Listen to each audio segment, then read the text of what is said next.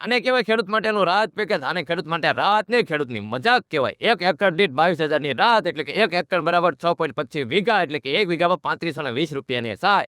સર્વે કરતા આવડે છે કે ખાલી ખેડૂતનું ખેતર ખૂંદતા આવડે છે? પાથરા હાથમાં પકડીને ફોટોશૂટ કરાવતા આવડે છે?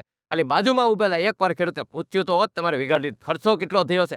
નો ખબર પડતી હોય તો હું કહું, 1 વીઘામાં સા નાખવાનો ખર્ચ 300 રૂપિયા. સા નાખ્યા પછી સાણીઓ ખાતર વાવવાનો ટ્રેક્ટર સાથેનો ખર્ચ 3000 રૂપિયા. તાણિયા ખાતર વાવ્યા પછી તેના કાપ અને થાંભલો હાંકવાનો ખર્ચ 300 રૂપિયા. ડીએપી સાથે ખાતર વાવવાનો ટ્રેક્ટર સાથેનો ખર્ચ 1600 રૂપિયા. પછી બિયારણ સાથે મગફળી વાવવાનો ખર્ચ 4000 રૂપિયા. મગફળી ઉગ્યા પછી પાટલામાં ઉગતું ખડ ઉપર રાપ પડે ટ્રેક્ટર હાંકવાનો ખર્ચ 1800 રૂપિયા. આખી ચોમાસાની સિઝન દરમિયાન દવાનો છંટકાવ કરવાનો ખર્ચ 3000 રૂપિયા.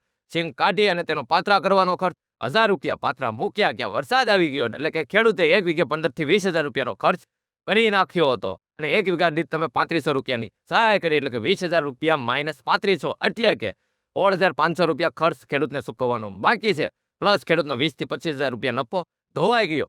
ખેડૂતને પણ ઘર છે, ખેડૂતને પણ બાળકો છે, ખેડૂતના બાળકો પણ મળે છે, તેને પણ કપડાં જોઈએ. પછી કે ખેડૂત ફાટેલા કપડામાં રહે. ખેડૂત ફાટેલા કપડામાં જ રહે ને તમારી જેવા નેતા હોય ત્યાં.